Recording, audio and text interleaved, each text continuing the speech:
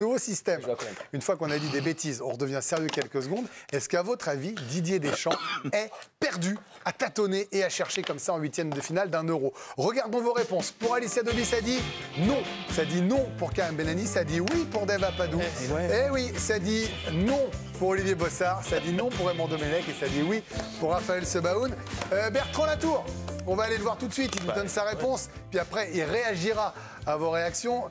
Bertrand, ce que j'ai cru comprendre hier quand on a commencé à évoquer ce thème-là, j'ai le sentiment, dites-moi que vous étiez plutôt d'accord avec ça, qu'il y a un côté je tâtonne en huitième de finale. Moi, je ne trouve pas ça suffisamment rassurant et on est obligé de poser la question. Bah oui, c'est vrai que c'est vraiment étonnant hein, cette option tactique, d'autant que voilà, je le disais tout à l'heure, c'est un système qui n'a pas été utilisé depuis très longtemps, c'est un système qui est difficile aussi à travailler parce qu'il n'est pas nécessairement utilisé dans beaucoup de clubs, donc tous les joueurs n'ont pas les habitudes de jouer dans ce système-là. C'est un système qui est très contraignant défensivement parce que sur la défense, sur la largeur du terrain est extrêmement difficile. Vous n'avez pas d'ailier, les milieux de terrain aussi sont assez resserrés, donc ça demande beaucoup de travail au numéro 6 et aux deux relayeurs que seront N'Golo Kanté et Adrien Rabiot. Ça implique aussi normalement pour qu'il y ait l'animation sur les couloirs que les latéraux participent beaucoup. C'est pas un problème pour Théo Hernandez qui a l'habitude de ça. On sait qu'il y a une connexion aussi avec Mbappé, donc de ce point de vue-là, je suis pas très inquiet. Mais couloir droit, Jules Koundé est très peu monté pendant les matchs de groupe. On l'avait d'ailleurs noté à chaque fois dans les débriefs de match. Là, il va falloir qu'il en fasse beaucoup plus. Auquel cas, le couloir droit sera très prévisible. Donc oui, moi, c'est un système qui me surprend énormément et j'ai du mal à saisir ce qui a guidé, parce qu'il y a forcément des raisons, ce qui a guidé le staff à prendre cette option-là.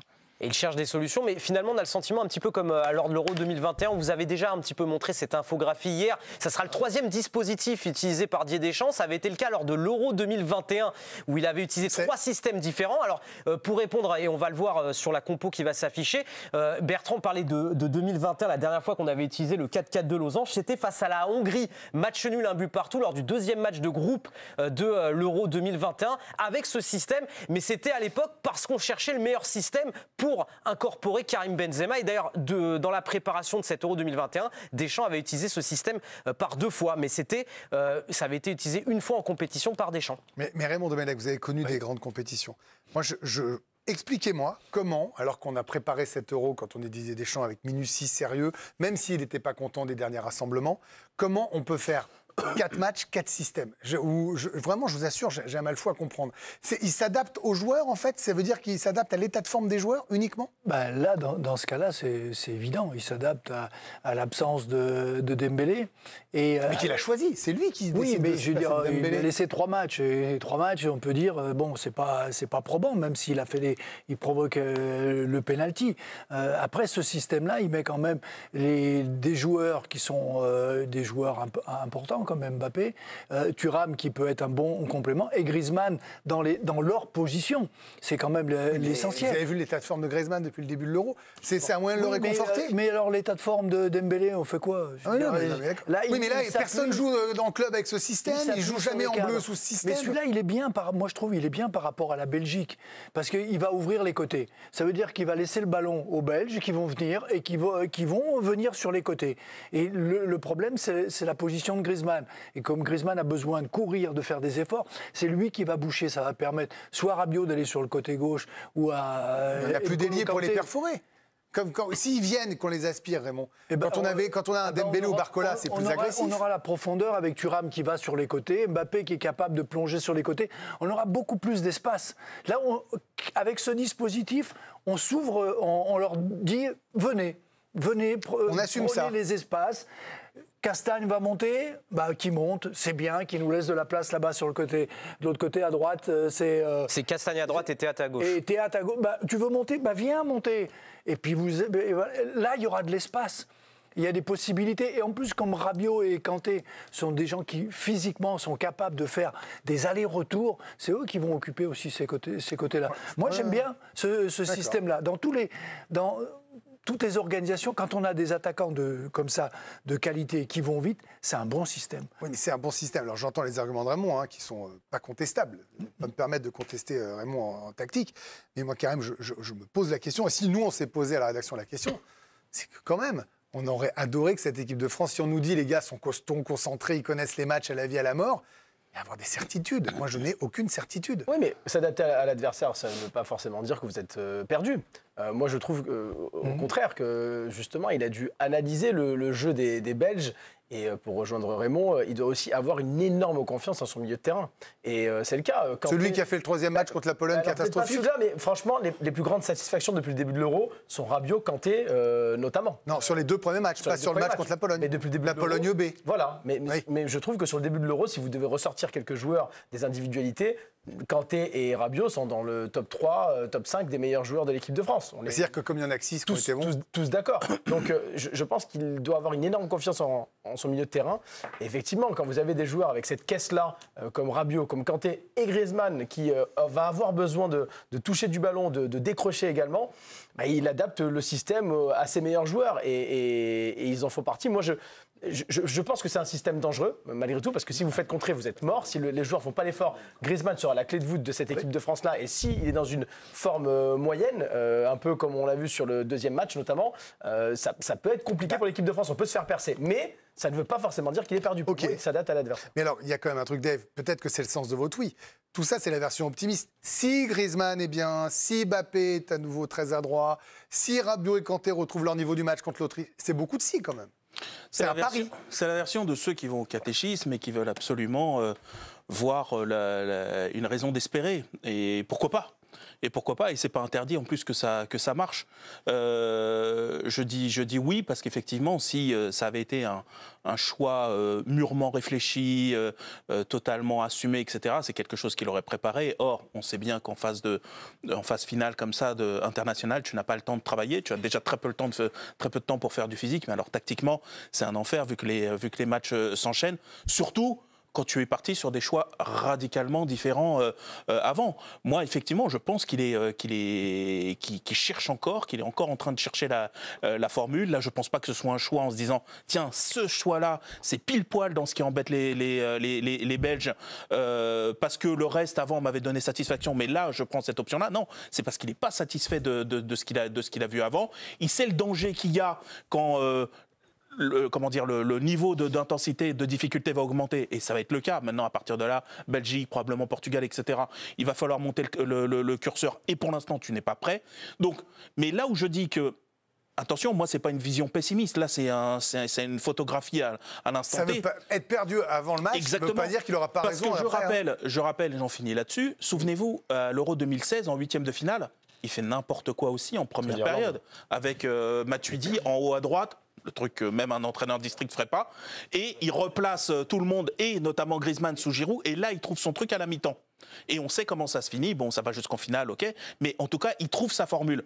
C'est pas interdit que ça marche. Mais malgré tout, moi, on me fera pas croire que... Mais c'était l'Irlande, c'était pas la Belgique. On est bien d'accord. C'est pour ça que je pense qu'il y a une... La Belgique actuelle est meilleure que l'Irlande de l'époque. Alors, expliquez-moi que De Bruyne et Lukaku, rien qu'à eux deux, sont pas meilleurs que l'Irlande. Karim, vous connaissez le foot. La Belgique de ce début de compétition ? Ouais. Bah, je suis pas sûr, honnêtement. Que l'Irlande ? J'en suis pas sûr. Là, on est vraiment en train de disrespecter la Belgique complètement. Là, vous n'allez pas à Bruxelles après-demain. Oui, c'est change de destination. Mais la Belgique ne nous a pas montré grand-chose non plus. Annule ton Thalys, annule tout ça. Pour aller dans le sens de Dave, c'est pas la première fois finalement qu'en compétition, et on a parlé sur l'Euro 2021, il y a eu 3 dispositifs qui avaient été testés. Bon, la France avait été sortie face à la Suisse, mais l'Euro 2016 est un bon exemple. C'est l'exemple le plus tardif finalement où il avait trouvé sa formule, où à la mi-temps, il avait positionné Griezmann en numéro 10 et ça avait changé la phase de ce tournoi. Exactement. Et d'ailleurs, sur les 3 tournois qu'on vous montre, à chaque fois, la France est allée en finale. La Coupe du Monde 2018, il trouve sa formule, mais très rapidement au 2e match de poule. En revanche, Coupe du Monde 2022, il sait comment il a joué, sauf face à la Tunisie où il était repassé un 4-3-3, mais parce que c'était les coiffeurs qui avaient joué. Mais voilà, il y a eu 2 fois où Didier Deschamps a trouvé sa formule en cours de compétition. Après, Olivier Bossard, il y a quand même un truc, c'est que quand on se penche sur les premiers tours des équipes de France triomphantes de ces dernières années, à chaque fois, les premiers tours étaient quand même tous sauf réjouissants. Il y a toujours eu des difficultés, et même l'équipe de Raymond qui a été à 2 doigts de la gagner, finale Coupe du Monde, a fait un premier tour poussif. Historiquement, il y a notre ADN là-dedans. Est-ce que finalement, si on se pose la question, moi c'est une théorie qui me plaît, à laquelle j'adhère évidemment, est-ce que le fait d'être projeté dans la partie de tableau la plus dure n'a pas un peu matrixé notre point de vue Et on s'est dit, au lieu de se dire ils sont invaincus, ils ont tâtonné, ok, ça manque d'efficacité, on leur pardonne pas le fait de ne pas être parti de l'autre côté. Et que donc du coup, on est plus dur.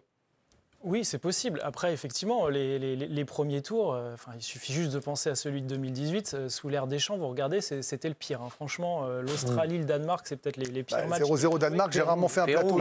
Et derrière, c'est pas pour rien qu'on dit à partir des huitièmes, c'est une autre compétition. C'est exactement ça. Donc, franchement, c'est pour ça que je suis pas inquiet, moi, avec ce 4-4-2. Alors, Bertrand a raison quand il dit que c'est une animation un peu difficile à animer, surtout à la perte de ballon. Mais le 4-4-2, ils connaissent tous, ils ont déjà tout joué dans ce système-là. En losange. Mais le losange, ça m'inquiète. Hein. Oui, mais je pense que le système, c'est pas le plus important. Le plus important, c'est les joueurs, c'est l'envie, c'est l'animation avec ou sans ballon. Quand on n'est pas satisfait de quelque chose, là, en l'occurrence, Didier Deschamps n'est pas satisfait de lui-même. Du jeu offensif de cette équipe de France. Qu'est-ce qu'on fait? On s'entête, on continue dans la même direction? Ben non, en fait, on essaye d'affiner, on essaye d'échanger, on essaye de voir avec les joueurs ce qui pourrait être le mieux pour aller mettre le plus en difficulté cette équipe de Belgique. Et c'est là où je suis d'accord avec Raymond. Ce système-là, c'est exactement le système qu'il faut pour aller gêner les Belges. Donc, je ne suis pas inquiet. En parlant des joueurs, justement, Olivier, vous vous souvenez, Antoine Griezmann avait déclaré que le jeu de l'équipe de France était chiant à regarder, mais lors de son deuxième passage en conférence de presse avant France-Pays-Bas, il avait aussi souligné les choix de jeu, les choix tactiques de Didier Deschamps, qui étaient pour le vice-capitaine des Bleus toujours les bons. Écoutez-le. Sa réussite, c'est le groupe qu'il arrive à construire, que ce soit du staff médical jusqu'aux joueurs. Il a toujours la petite touche tactique qui, pendant le match, va faire la différence. Il se trompe très rarement. Et voilà, après, c'est un entraîneur qui, comme joueur qui gagne, qui a ça en lui et qui sait très bien gérer les moments de pression. Et nous, en tant que joueurs, on le voit et on le ressent dans le vestiaire. La phrase que j'ai choisi de retenir d'Antoine Griezmann, Didier Deschamps se trompe très rarement. Voilà, on verra bien donc pour France-Belgique. Je suis même pas d'accord avec cette phrase, mais bon. Non, mais on va y revenir, mais je crois que j'ai Bertrand qui est en train de... Il est en train de bouillir. Il bout, là. Il a même fait tomber Là, j'ai l'impression qu'il là, il s'est mis de la chaleur, il est à deux doigts d'enlever sa veste, là. Je crois que vous l'avez agacé, peut-être à l'exception de Davapadou. Bertrand, je viens vous voir, évidemment, parce que je vous connais, j'imagine que là, ça doit commencer à monter. Est-ce que c'est pas un peu gênant quand même? Moi, c'est ma lecture, mais j'attends-nous, de se remettre autant à l'intelligence et à l'expérience de ces joueurs. Je trouve qu'il y a un peu de ça dans cette configuration. Oui, puisque au maximum, il y aura eu un entraînement, une mise en place dans ce système-là. Donc c'est sûr que ce sera davantage le fruit de l'intelligence des joueurs, plus que la prime au travail, à la continuité, puisque ça fait 3 ans qu'on n'a pas joué dans ce système-là. Et franchement, quand j'entendais Olivier dire c'est pas le plus important le système, etc. Oui, effectivement, ça fait pas tout. Et vous avez beau disposer vos joueurs de la meilleure manière possible, si vous gagnez pas un duel, vous réussissez pas une passe, vous êtes sûr de pas le gagner. Mais ce qui est bien aussi, et ce pourquoi il y a des entraîneurs sur le banc, c'est aussi pour élaborer, échafauder des options qui soient travaillées, qui soient anticipées, pour que les joueurs soient dans une zone de confort. Et ce système-là, il est quand même très très particulier. Moi, je suis pas sûr du tout que tous les joueurs aient joué dans ce système-là, etc. Est-ce que ça implique, notamment d'un point de vue défensif, qu'il y ait une liberté offensive? Il n'y a pas trop de problème avec ça. Dire Mbappé, c'est quelque chose qu'il va savoir faire. De toute manière, il est souvent très libre. Thuram a joué à 2 devant en club tout récemment avec l'Inter. Il n'y a pas de souci. Mais là, voilà, dans quelle mesure Griezmann et Mbappé vont pas se marcher sur les pieds, parce que Griezmann sera très haut sur le terrain et Mbappé aime bien dézonner, c'est un point d'interrogation. Ça fait beaucoup de points d'interrogation. Donc moi, j'ai très envie que les Bleus gagnent. Et sur l'identité des joueurs, il n'y a pas grand-chose à redire. Voilà, Dembélé fait les frais parce qu'il n'y a plus d'ailier. Mais c'est quand même un peu triste de se dire qu'on s'en remet à une tactique qui n'a pas été bossée, quoi. On peut retourner le problème dans tous les sens. C'est problématique. Alors ça ne veut pas dire qu'on sera éliminé demain. Ça veut simplement dire que c'est quand même une grosse prise de risque, qu'on le veuille ou non. Ce qui est intéressant, c'est que je pense, moi, en vous écoutant là, si je me pose en maître du jeu à côté extérieur, j'ai pas l'impression qu'il y ait des gens qui aient tort et d'autres raisons, contrairement à d'autres débats plus binaires, parce qu'effectivement, sur les joueurs, sur tout ça. Mais j'aimerais votre avis, Raymond, sur ça, parce que là, c'est un peu. C'est pas un pronostic sur la réussite ou non, mais on a bien. Voilà, évidemment, c'est juste sur le fait qu'il tâtonne et que c'est bizarre en 8e de finale. Oui. Voilà. Mais là, pour répondre à Bertrand, un coach qui ne fait pas travailler tactiquement, ou en tout cas qui n'a pas prévu ça, ils n'ont pas joué depuis 2021. À quel point est-ce que c'est grave? Vous savez, nous on ne sait pas, je vous écoute. Non, mais vous oubliez un truc, c'est qu'il y a le travail sur le terrain qu'on peut mettre en place, et il y a le travail de vidéo. Je veux dire que ces organisations, ces systèmes, on va le calquer, ce qu'ils doivent faire par rapport à ce qu'on voit, et ce qu'ils vont leur montrer sur la Belgique. Et qu'on met dans la tête des joueurs les espaces, on leur montre vraiment le jeu et le positionnement des attaquants et les courses qu'ils vont devoir faire. On n'est pas obligé de les répéter 50 fois à l'entraînement.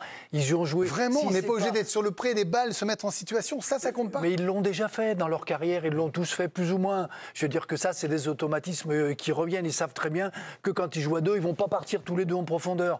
Il y en a un qui va aller sur le côté, l'autre qui va venir derrière. Qui le fait non mais expliquez. Alors très bien, éclairez-nous.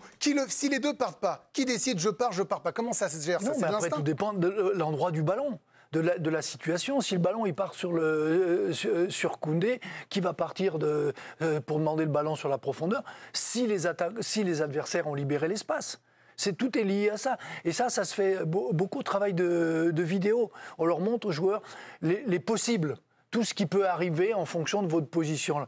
Et ça peut remplacer des séances de terrain qui sont usantes. Elles sont beaucoup plus claires pour les joueurs. Vous pouvez les refaire, les répéter, leur remontrer. Et je trouve que c'est... Je crois que les joueurs n'aiment pas la vidéo. Ils n'aiment pas, mais ils sont obligés de la faire. Et dans ces moments-là, non, ils n'aiment pas au bout d'un moment. Mais quand ils préparent un match comme ça, et qu'on leur montre comment on va jouer, ce qu'on va faire, où sont les points forts, où sont les points faibles de l'adversaire, et comment on va les exploiter, et ce qu'il faut, nous, pas faire pour se mettre en danger, c'est clair. Des fois, c'est beaucoup plus clair que quand on leur fait sur le terrain où il y en a un qui a envie, l'autre qui n'a pas envie, il dit j'ai mal là, ou je ne veux pas jouer, ou j'ai pas envie de faire l'effort. Super, les entraînements. Finalement, allez, tout le monde devant la croisière s'amuse. Il y a des fois, ça arrive. Le mec qui va faire l'effort pour dire c'est moi qui vais en profondeur, qu'il aura fait 3-4 fois le sprint de 30-40 mètres, qu'on dira bon, c'est bon, arrête, on recommence, on refait, puis toi, tu refais le sprint. Puis les autres, ils font tourner le ballon. Au bout d'un moment, le mec, il ne va pas faire le même sprint. Hein. Mais alors, donc, on en revient, Raymond, à l'intelligence et à l'expérience des joueurs qui, sur une vidéo, par rapport au fait qu'ils ont déjà travaillé ça précédemment, même peu, se resituent assez vite. Et surtout, ce sont des joueurs qu'ils connaissent aussi. Ils les croisent en Ligue des Champions chaque année. Lukaku, et on parle de Lukaku et De Bruyne, par exemple.